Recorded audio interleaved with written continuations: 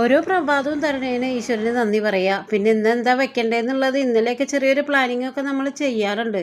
പക്ഷേ ഇങ്ങനെയുള്ള മുടക്ക് ദിവസങ്ങളിൽ ഇങ്ങനെ കിളി പോയ പോലെ ഇങ്ങനെ നിൽക്കുകയാണെന്ന് എന്ത് കൂട്ടാൻ വെക്കും എന്നൊക്കെ. പിന്നെ നമ്മളുടെ വെള്ളരിക്ക കേട്ടോ ഏറ്റവും വില കുറഞ്ഞ പച്ചക്കറി എന്നുള്ള നിലയ്ക്ക് എൻ്റെ പ്രിയപ്പെട്ട ഒരു വെജിറ്റബിളാണ്. നമ്മൾക്ക് ചെറിയ പുളിങ്കറി വെക്കാം, മോരുകറി വെക്കാം, അങ്ങനെ ഒരുപാട് കാര്യങ്ങൾ ചെയ്യാം. പിന്നെ മുട്ടക്കറി അല്ലെങ്കിൽ മുട്ട എന്തെങ്കിലും ഒരു നോണ് നമുക്ക് ഒഴിവാക്കാൻ പറ്റില്ല. അങ്ങനെ ഒരുപാട് നോണ് കഴിക്കാത്തവർക്ക് മുട്ട ഒരാശ്രയം തന്നെയാണ് കേട്ടോ.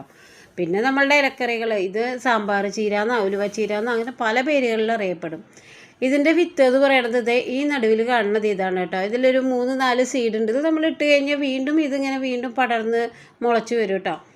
പിന്നെ സോയാബീൻ കൊഴുപ്പില്ലാത്ത ഏറ്റവും സൂപ്പറായിട്ടുള്ള ഒരു പ്രോട്ടീനാണ്. പക്ഷെ അത് നമ്മുടെ ഭക്ഷണത്തിൽ ഉൾക്കൊള്ളിക്കാറുണ്ടോ എന്ന് ചോദിച്ചാൽ വളരെ കുറവാണ്.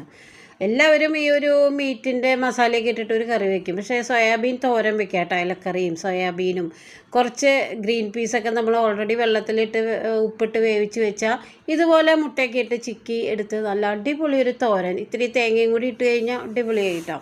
നമ്മളുടെ ഏകദേശം വൈറ്റമിൻസിൻ്റെ കുറവൊക്കെ ആഴ്ചയിൽ ഒരിക്കൽ ഇങ്ങനെ ഉണ്ടാക്കി കഴിച്ചാൽ സബ്സ്റ്റിറ്റ്യൂട്ട് ചെയ്യാൻ പറ്റും കേട്ടോ. പിന്നെ ചോറ്, അച്ചാർ, മുട്ട ഇങ്ങനെയൊക്കെ സാധാരണക്കാരുടെ മീല് തന്നെയാണെന്ന്. എക്സ്ട്രാ മീല് എന്നൊക്കെ പറയണത് ഒരു എന്താ പറയുക മിഡിൽ ക്ലാസ് ഫാമിലിക്ക് ഇന്നത്തെ കാലത്ത് ചിന്തിക്കാൻ പറ്റില്ല. അപ്പോൾ ഉള്ള വിഭവങ്ങളെ കൊണ്ട് മാക്സിമം എങ്ങനെ വൈറ്റമിൻ കിട്ടും എന്നുള്ളത് ചിന്തിക്കുക, കഴിക്കുക.